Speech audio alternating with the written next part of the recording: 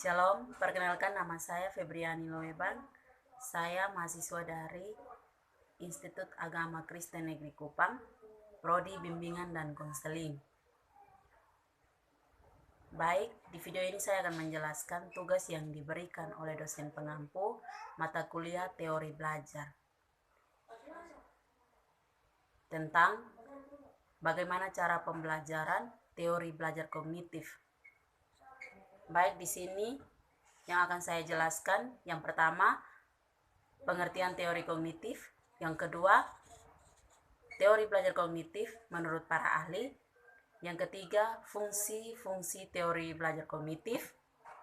Yang keempat, prinsip-prinsip belajar teori belajar kognitif. Yang kelima, kelebihan dan kekurangan teori belajar kognitif. Baik, yang pertama, teori belajar kognitif. Teori belajar kognitif adalah semua aktivitas mental yang membuat sesuatu individu mampu menghubungkan mental dan mempertimbangkan suatu peristiwa sehingga individu tersebut mendapatkan pengetahuan setelahnya. Kognitif ini erat sekali dengan tingkat kecerdasan seseorang. Contoh kognitif bisa ditunjukkan ketika seseorang sedang belajar membangun sebuah ide dan memecahkan masalah. Dan secara umum, teori belajar kognitif adalah teori belajar yang mementingkan proses belajar daripada hasilnya. Teori ini menyatakan bahwa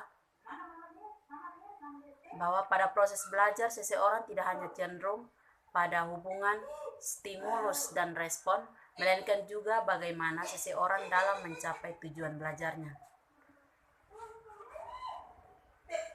Yang kedua, teori belajar kognitif menurut para ahli.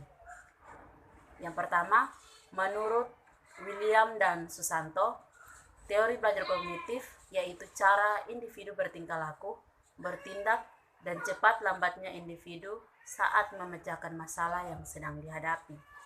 Yang kedua, menurut Nelse, teori belajar kognitif yaitu perolehan, penataan, dan penggunaan pengetahuan. Yang ketiga, menurut Gagne, teori belajar kognitif yaitu proses internal yang terjadi di dalam pusat susunan saraf ketika manusia sedang berpikir.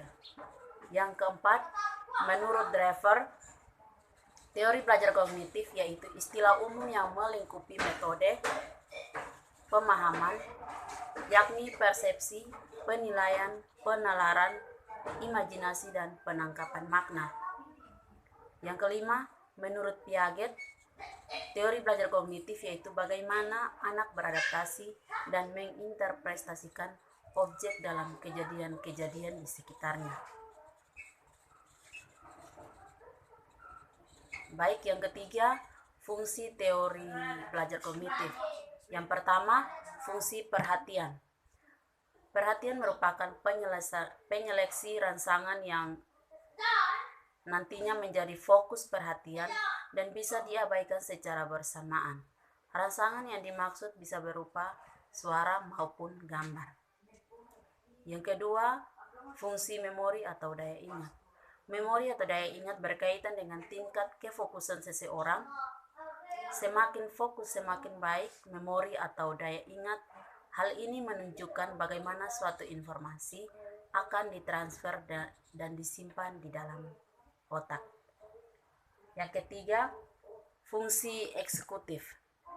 Fungsi eksekutif merupakan fungsi yang mengarahkan manusia untuk menjadi perencana dari melaksanakan sesuatu yang telah direncanakan.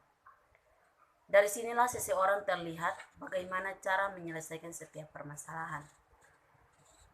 Yang keempat, fungsi kemampuan berbahasa. Kemampuan berbahasa berkaitan dengan bagaimana seseorang mampu menyusun kata-kata saat berkomunikasi dengan orang lain. Setiap orang memiliki kemampuan bahasa yang berbeda-beda, tergantung dari fungsi kognitifnya. Yang kelima, fungsi merasakan dan mengenali. Kehadiran fungsi kognitif membuat seseorang bisa merasakan dan mengenali segala sesuatu di sekitarnya. Misalnya, membedakan antara jeruk dan lemon, semangka dan melon, dan seterusnya. Yang keempat, prinsip teori belajar kognitif. Yang pertama, proses belajar lebih penting daripada hasil.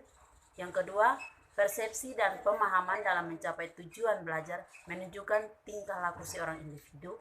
Yang ketiga, materi belajar dipisahkan menjadi komponen kecil, lalu dipelajari secara terpisah.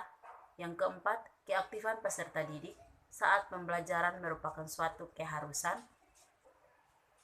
Pada kegiatan belajar dibutuhkan proses berpikir yang kompleks. Yang kelima, kelebihan dan kekurangan teori belajar kognitif. Yang pertama, kelebihan teori belajar kognitif. Bagian A, menjadikan siswa lebih kreatif dan mandiri.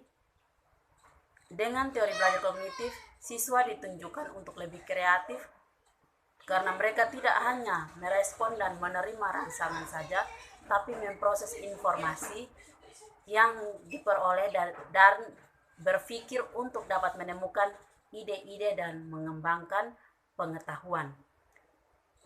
Sedangkan membuat siswa lebih mandiri, contohnya pada saat siswa mengerjakan soal, siswa bisa mengerjakan sendiri karena pada dasarnya siswa belajar menggunakan pikirannya sendiri untuk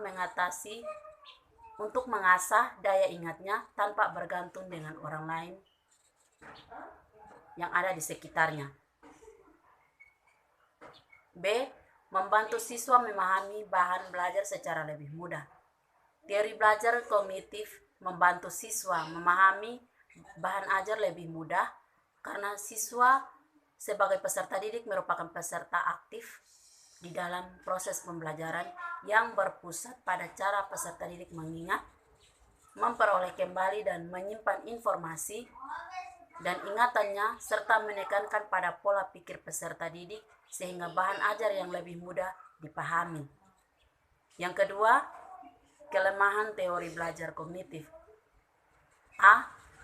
Teori tidak menyeluruh untuk semua tingkat pendidikan. B. Sulit praktikan khususnya di tingkat lanjut. C. Beberapa prinsip seperti ini intelijensi sulit dipahami dan pemahamannya masih belum tuntas. Baik, terima kasih. Shalom.